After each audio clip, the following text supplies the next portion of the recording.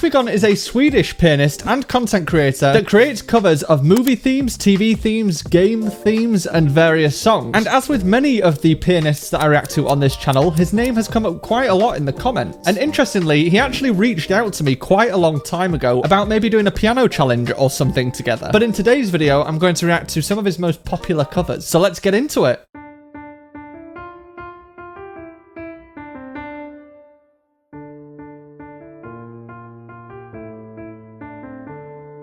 This is really interesting because at the very start of my YouTube channel, I actually used to make TikToks, YouTube Shorts, Instagram Reels that were very, very similar to this concept. But I used to take different genres of music and build it up, starting with a bass line and then adding rhythm and then adding chords. So it's very cool to see someone else doing it, but also I think it's quite good if someone is learning to see how music is constructed. And it also shows you how you can arrange and make your own version of pieces of music. For example, this song, He's a Pirate from Pirates of the Caribbean, uses that simple melody. And then underneath that, it has a set of chords. So you've got D minor, B flat major, A minor, D minor, B flat major, F major, C major, D minor. With those two elements of the song, the melody and the chords, you can kind of do whatever you want with it on the piano and make your own version, or play it in a completely different style if you wanted.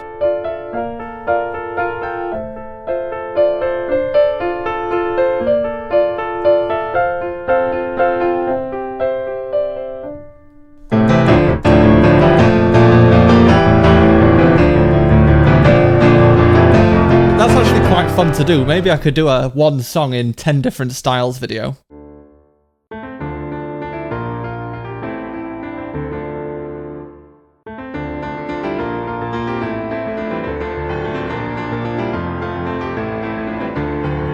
That's actually much harder than it looks in the right hand, because although it looks like you're kind of playing the same hand shape but in lots of different places, you're actually not. You're actually playing different inversions of each of the chords. So the shape that you actually have to play in the right hand changes quite a lot, which makes it quite a lot more difficult to just play.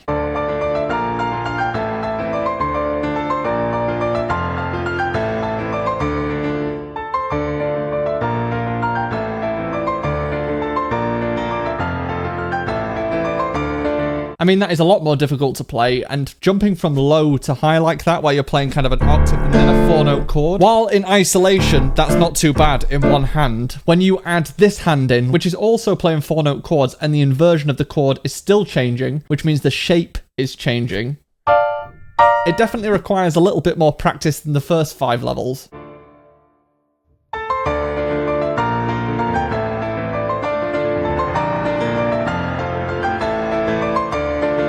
Interestingly, in isolation, that's not so difficult in the left hand. Playing arpeggios isn't really that difficult. If you can play this, then when you play this, if you just separate out the notes, and then separate out the notes lower down as well, it's really not that much more difficult to play. However, doing that at the same time as your right hand does make it significantly more difficult, and it's all to do with where your attention is. Because when you normally play the piano, your attention is on the thing that is the most difficult at the time. But if you've got two things at the same time going in opposite directions that require attention, that is a recipe for making someone's brain bleed.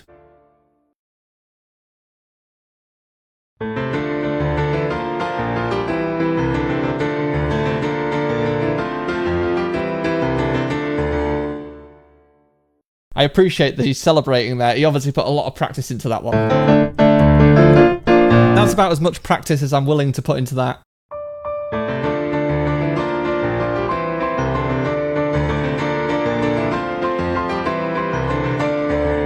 Yeah, once again, the difference between level 9 and 10 is actually not that big. And this time, his right hand is kind of just going.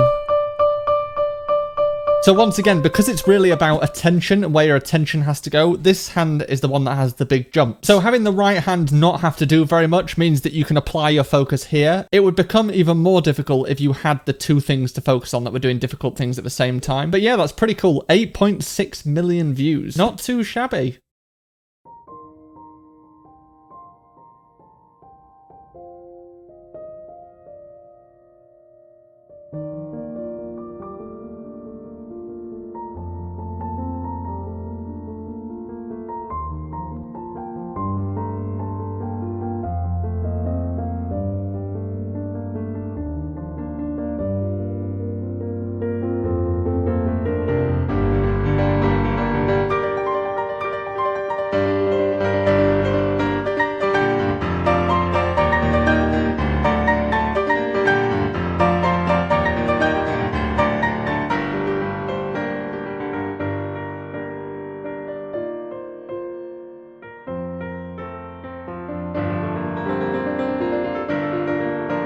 Yeah, interestingly, it sounds pretty much exactly the same as Anamenz's version, so I assume this may be Anamenz's arrangement. So in the description for this video, he says, "This is by far the easiest arrangement I've made so far. It took me about 2 minutes to create and 3 minutes to record. I always play my arrangements double the tempo and later slow it down in Adobe to save time. You might not notice, but I actually play with one hand. I photoshopped another in because I don't like to brag." I get it. I mean, in these videos, I've been playing guitar the entire time and I just photoshopped in a piano. So the chords, which are the same as in Anamenz's version, are E flat, G minor, F major, G minor.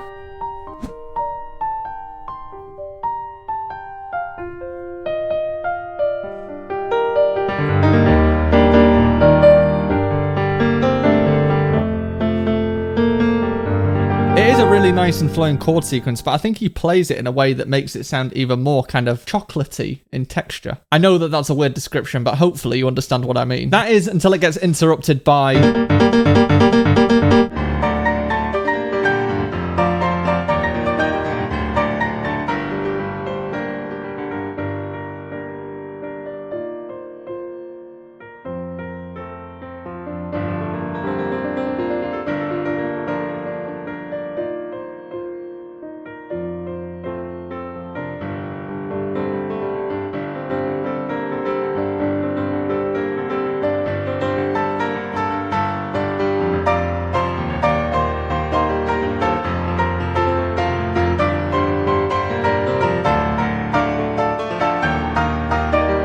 I mean, he's really playing those left-hand parts really well. That was the one thing I noticed when I watched Anamenz's version, that he's got such a strong left hand, and his left hand is able to play those runs super clearly. But also, I think the difference is that Anamenz plays this on a Steinway Grand, which has a lot shallower action, which means when you press a key, it's much more responsive. Also, naturally on a grand piano, the sound is going to disperse much further, rather than the sound essentially coming from one point, which is through speakers. And so in his version, I think you can hear the individual notes much more clearly, and they sound a little bit more crisp, but you can still definitely hear that he's getting all of those notes in the left hand, which is not easy.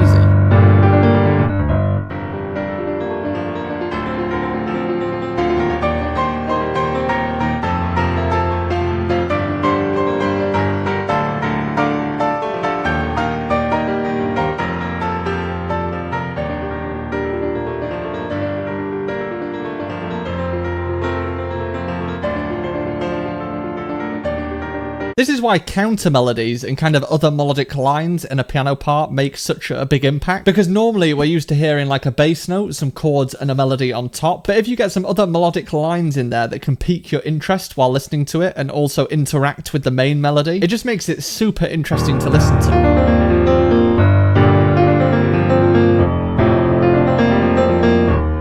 It's really cool, and that's all happening underneath the melody.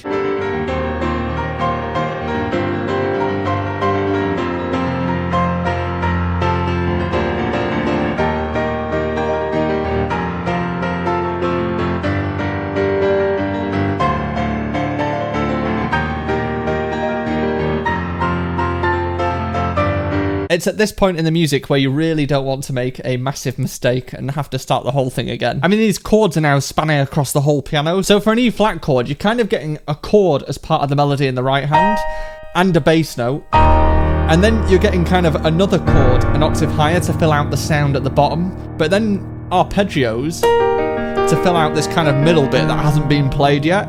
So with each chord, you're hearing most of the piano being played. It's pretty much one of those, you paid for 88 keys, so you might as well use them.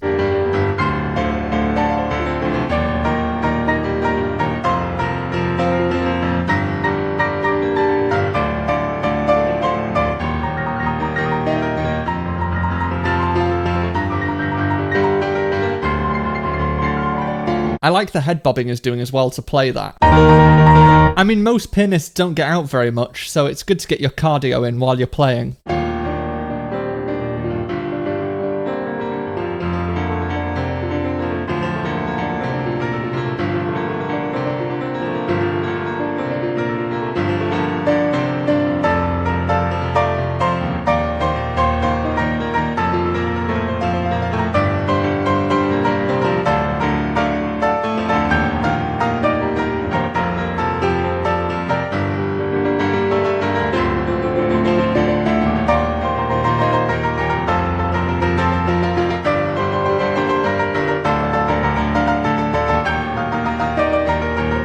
this is Anna Menz's version, which I suspect it is, I can imagine it's quite a frustrating piece to learn, because normally when you learn pieces of music, you look forward to the moment when something returns, like you get a melody and a chord sequence that comes back from earlier before, because you've already learnt it once. But with this piece, every time something comes back that you've heard before, it comes back in a very different way. So you almost have to learn every single repeat of the same chord sequence and the same melody line.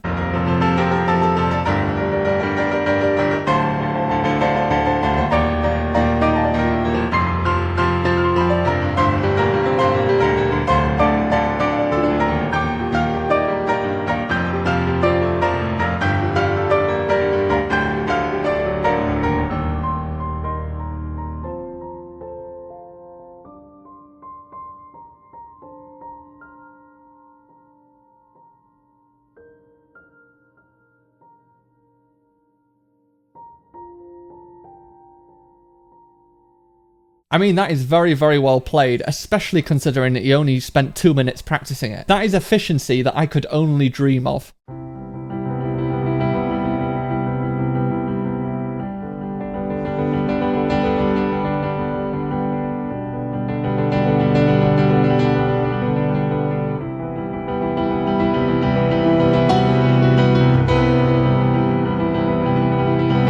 Now this is from Oppenheimer, and I actually don't know this piece of music, but it's in the key of C major, which we always like because it's just the white notes, and it starts with like a C major 7 chord. And then a G major chord, but with a D in the bass. And then a G major chord, but with a B in the bass. Back to a C major chord, or a C major 7 chord. So it's kind of only using 2 chords, although it sounds like 4 chords, because you've got the first chord and the last chord repeating, and in the middle you've got 1 chord, but it's got a different bass note. But it's essentially just a C chord and a G chord, which is chord 1 and chord 5 in C major. It literally couldn't be a more simple chord sequence, just C and G.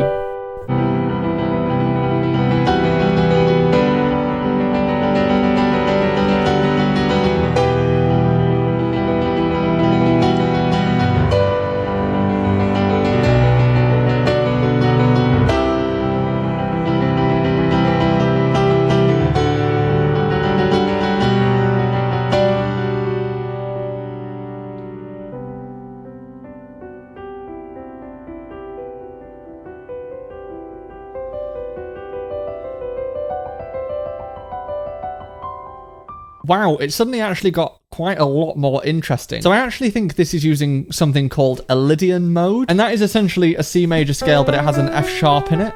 So it's kind of like playing a G major scale, which is G, A, B, C, D, E, F sharp, but you're kind of playing from C to C instead of G to G. And using the Lydian mode makes this piece sound a little bit more wondrous,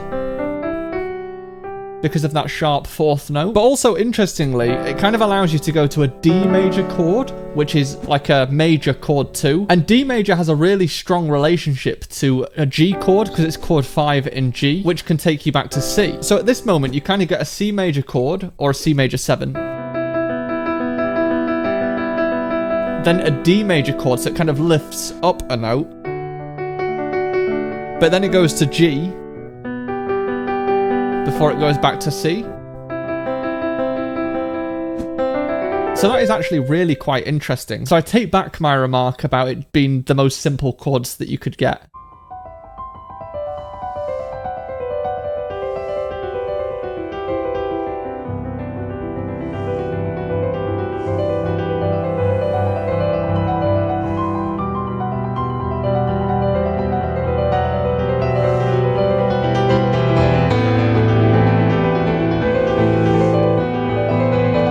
That is definitely like a technical exercise in your right hand. I'm not 100% sure exactly what the pattern is, but I think it's something like C, D, E, F sharp, G, E, and then the pattern just starts again like a note higher, and then a note higher, and then a note higher. I mean, that is definitely not the pattern, but it's that kind of idea. When you are learning most pieces of music and it has runs like that, oftentimes you'll find that it's a pattern of about 4 or 5 notes that just repeats lots. But when you listen to it, it sounds really impressive because it sounds like one continuous run of notes, but you're kind of learning it in fragments.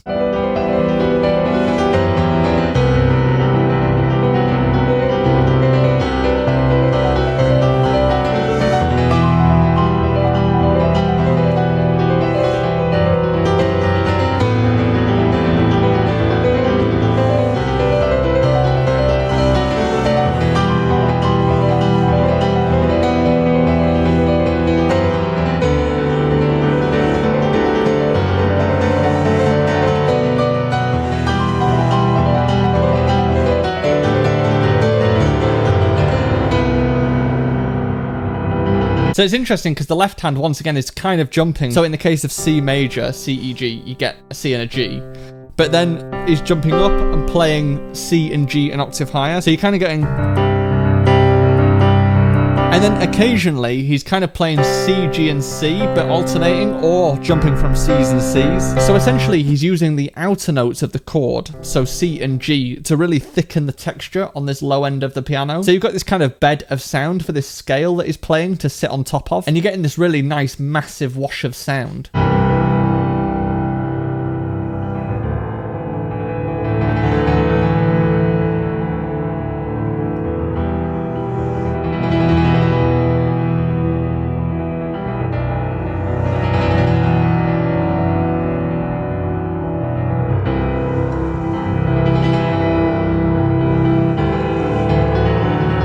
Yeah, so that's really interesting. So he had this kind of tremolo E going on in the right hand, and that's acting as something called a pedal note, which is where you hold a note and change the chords underneath it. So he's getting like a C chord, which goes to a D chord, and then maybe an E minor chord, and then G, back to a C, to do the whole process again. And having that note stay the same while the chords change underneath adds quite a lot of tension to the music. And when you finally release that tension by moving it up a note, it sounds like the music's been lifted up. I love stuff like that, where you can really hear the tension being held, and you just feel like you need the music to go somewhere, and you know it eventually will, but it's just holding off and making you wait for it.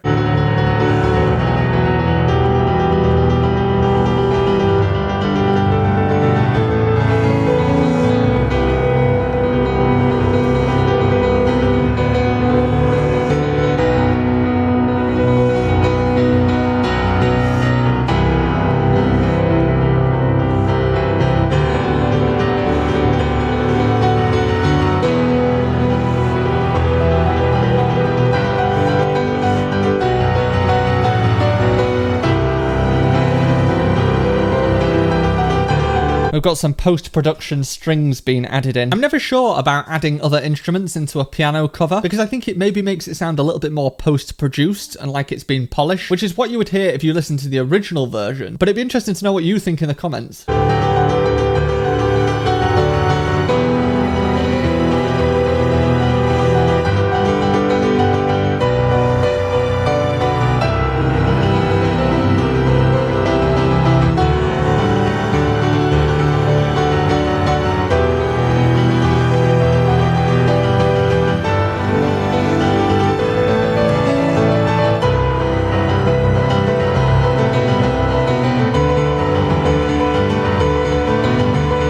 That's a really nice climaxing sound at the top. He had like a 3-note pattern going on to get there.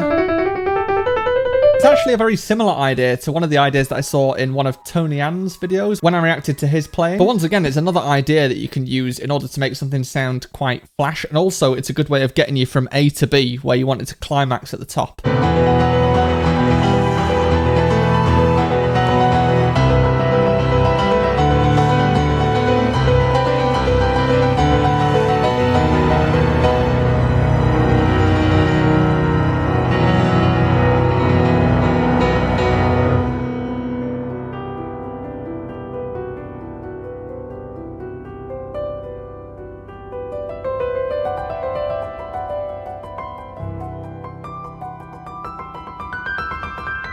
That's interesting. He slowed the pattern down so I could actually hear what it was. So I think it's like C, D, E, G, A, F sharp. So you're playing 3 notes in the scale, skipping 2 notes, and then playing the note above that and down 2 notes, which kind of puts you in a position to start on the next note.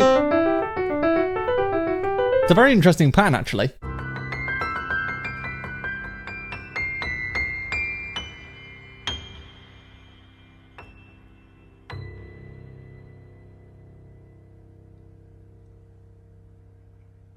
Very nice. It'd be very interesting to go and listen to the original version of that piece to see how it compares. But yeah, I think it goes without saying that Johannes is a pretty amazing player, and he's obviously dedicated a lot of time into each of these videos. If you want to see my reaction to Anamens, who I think made the original arrangement of this version of Tokyo Ghoul, then head on through, and I will see you there.